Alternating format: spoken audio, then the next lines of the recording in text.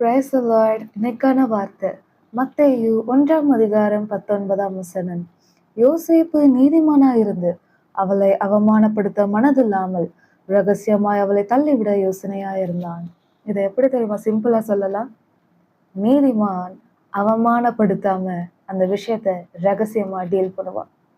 இன்னைக்கு நீங்க எப்படி இருக்கீங்க சிஸ்டர்? உங்களுடைய சர்ச்சுக்கு வர ஒரு சின்ன பிள்ளை ஷால் போடல அப்படின்னா, சர்ச் முடிஞ்ச உடனே ஒரு கூட்டமா கூடி அந்த பிள்ளை மேல கண்ணு காட்டி, இந்த பிள்ளை ஷால் போடாம எத்தனை பசங்க வராங்க, அவங்களுக்கு முன்னாடி இச்சையா இடரலா இருக்கிறாளேன்னு சொல்லிட்டு கூட்டத்தோட கூட்டமா அந்த பிள்ளைய அவமானப்படுத்துறீங்களா?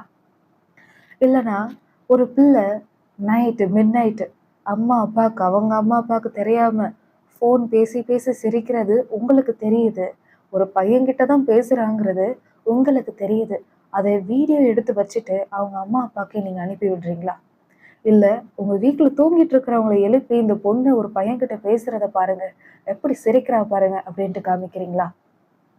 இல்ல உங்களோட ஸ்ட்ரீட்ல இருக்கிற ஒரு பையன் குடி போதையில குடிச்சு ரோட்ல விழுந்து கிடக்கிறத போட்டோ எடுத்து உங்க ஃபேமிலி ஃபுல்லா காமிச்சு, அவங்க ஃபேமிலி ஃபுல்லா காமிச்சு ஊரெல்லாம் அவனுடைய பேரை கேவலப்படுத்துறீங்களா?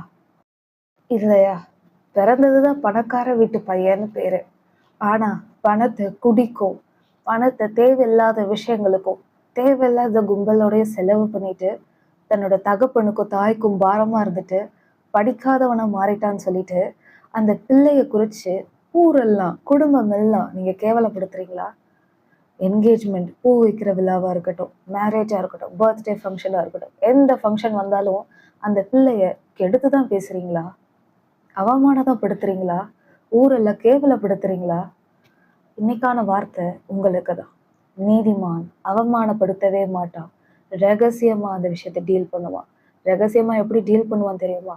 அப்பா இந்த பிள்ளை இப்படி தப்பான வழியில இருக்குப்பா, நீங்க இந்த பிள்ளைக்கு அதுல இருந்து விடுதலை கொடுத்து நேர்வழியா திருப்புங்க, இடுக்கமான வாசல் வழியா பிரவேசிக்க நீர் கிருபை செய்யுங்கப்பான்ட்டு ரகசியமா தேவனிடத்தில் ஜெபதூபமா ஏறெடுப்பீங்க. எப்போ? ஒரு நீதிமானா இருக்கும்போது. நீதிமானா இருக்க விரும்புங்க, நீதிமானா இருப்போம். God bless you.